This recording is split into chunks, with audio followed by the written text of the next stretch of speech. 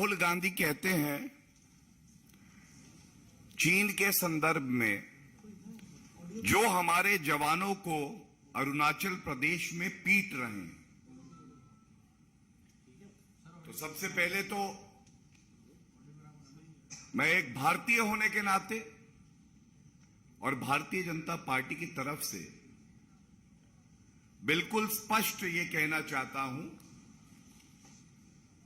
कि भारत की सेना पर हर भारतीय को गर्व है। हमारा गुरूर है भारतीय सेना।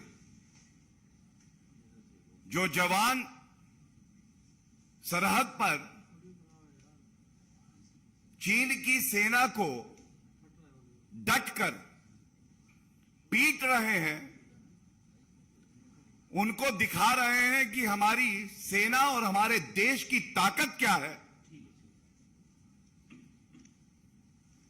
तो भारत के जयचंद राहुल गांधी हमारी वीर सेना का मनोबल तोड़ने का काम क्यों कर रहे हैं? राहुल गांधी जी, एक बात और याद रखिएगा,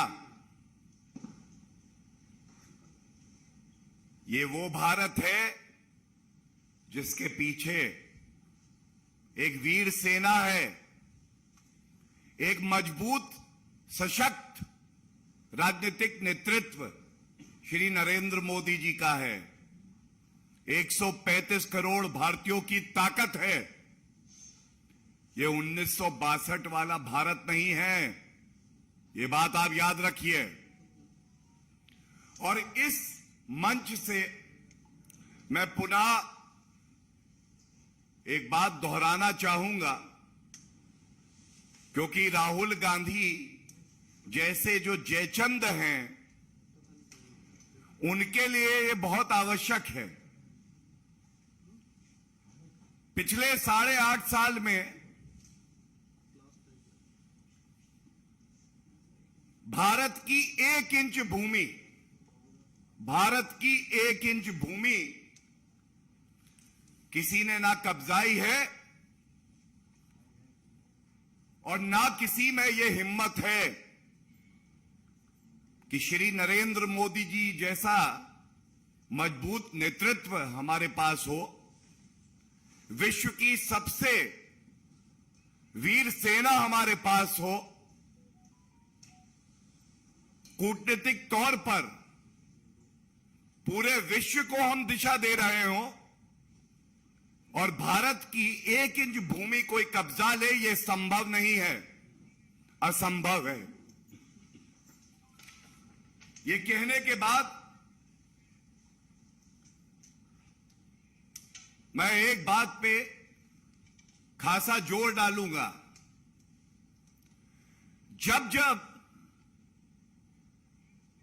हमारी वीर सेना अपना शौर्य, अपना पराक्रम दिखाती है, तो ऐसा क्यों है कि भारतीयों की छाती 56 इंच की हो जाती है, लेकिन दर्द होता है तो हमारे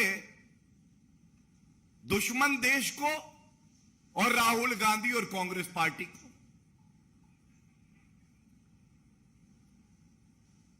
क्यों आपकी छाती 6 इंच की हो जाती है राहुल गांधी जी, जब देश के नागरिकों की छाती 56 इंच की हो जाती है?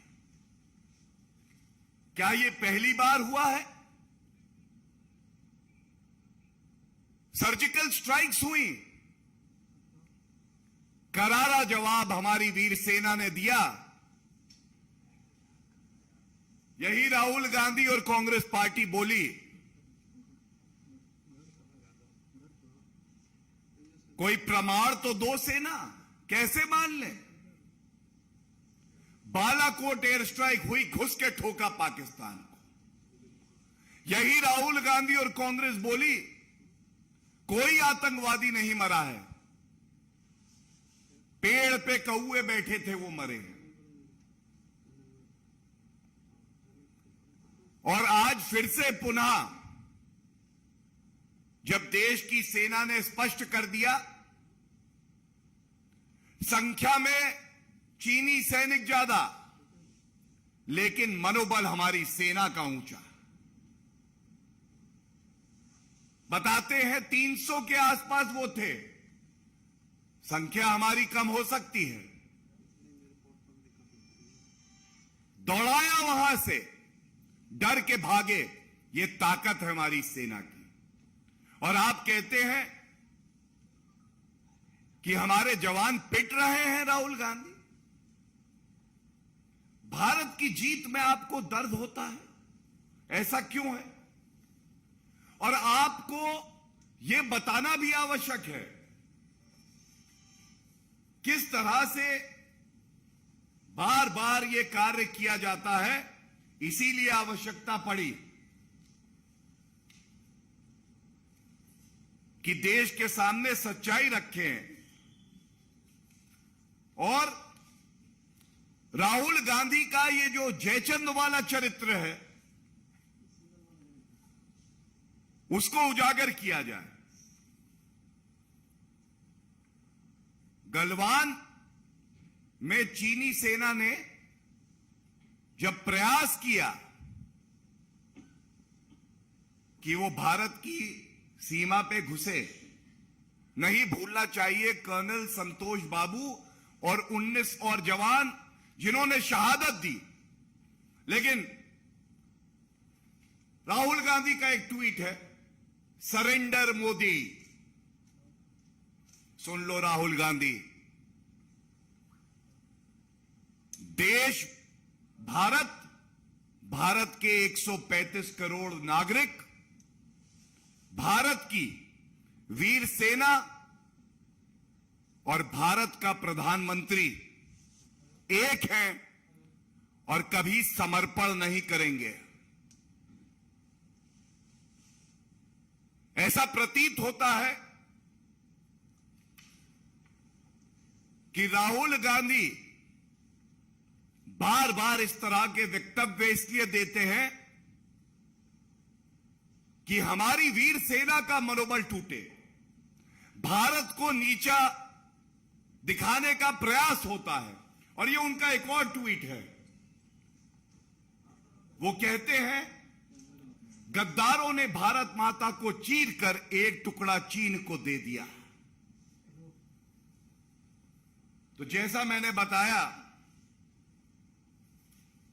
राहुल गांधी जी जब से श्री नरेंद्र मोदी जी देश के प्रधानमंत्री हैं, किसी की हिम्मत नहीं है, हैसियत नहीं है, औकात नहीं है कि 1 इंच भूमि भी भारत की कब्जा सके।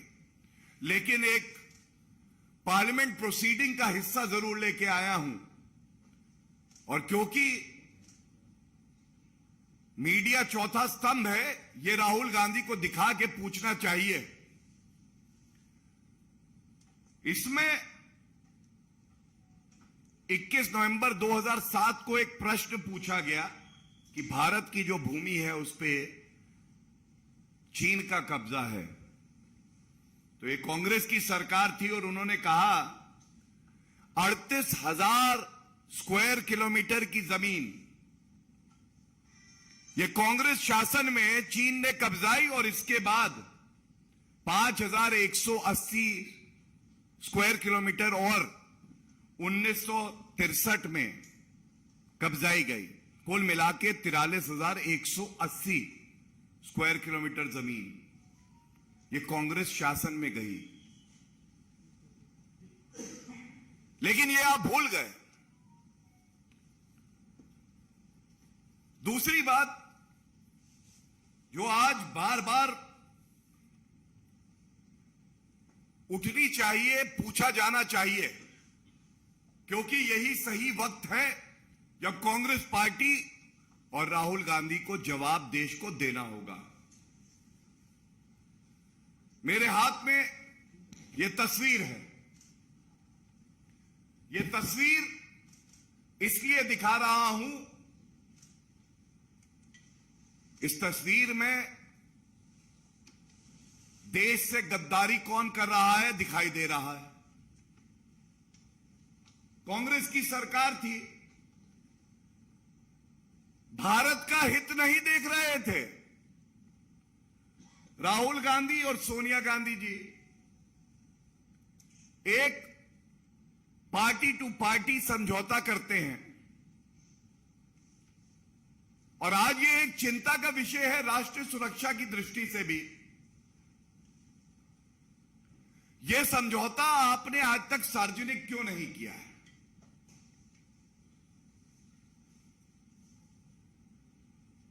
ऐसा प्रतीत होता है कि यह समझौता सार्वजनिक इसलिए नहीं हुआ है,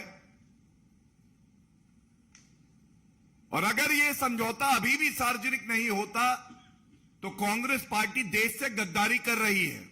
राहुल गांधी ने गद्दारी की है और यह प्रतीत हो रहा है कि समझौते में यह स्पष्ट लिखा है, जब जब देश की सेना अपनी वीरता दिखाएगी तो उसका मनोबल तोड़ने का काम कांग्रेस पार्टी और उसके नेता करेंगे। हमारे देश के वीर सैनिक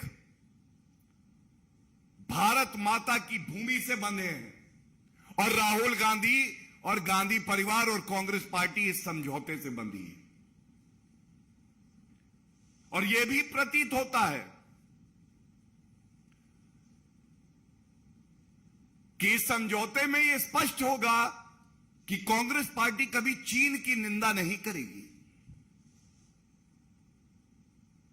आलोचना करेगी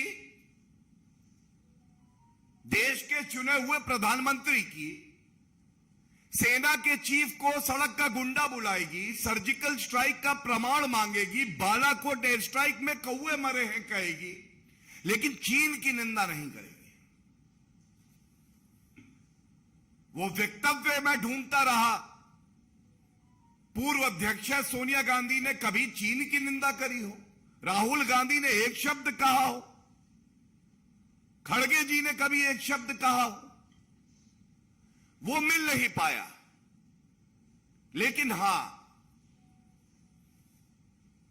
ये कहते हुए राहुल गांधी को बड़ा गर्व होता है कि समझौता जो मैंने चीन से किया उसका पालन करते हुए मैंने भारत की वीर सेना के लिए कहा हमारे जवान पिट रहे हैं।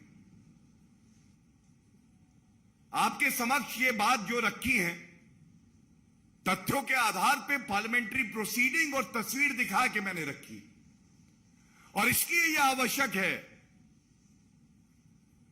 क्योंकि हर भारतीय नागरिक का खून खौलता है जब इस तरह के वक्तव्य राहुल गांधी द्वारा दिए जाते हैं। यह मांग इस मंच से हम लोग करते हैं कि राहुल गांधी को देश से माफी मांगनी चाहिए। यह पाप ऐसा है कि माफी मांगने से भी नहीं धुलेगा, लेकिन माफी मांगेंगे तो कम से कम यह पता चलेगा कि उन्हें अपनी गलती का एहसास है। दूसरी बात, कांग्रेस पार्टी की अध्यक्ष सोनिया गांधी जी थी। एक मां पुत्र से ज्यादा प्यार करे, देश से कम नहीं कार्रवाई कर सकती थी। लेकिन अगर आज कांग्रेस पार्टी देश के साथ खड़ी है, खड़गे जी अध्यक्ष हैं और रिमोट कंट्रोल से नहीं चलाए जाते, तो राहुल गांधी को तुरंत कांग्रेस पार्टी से निष्कासित करें।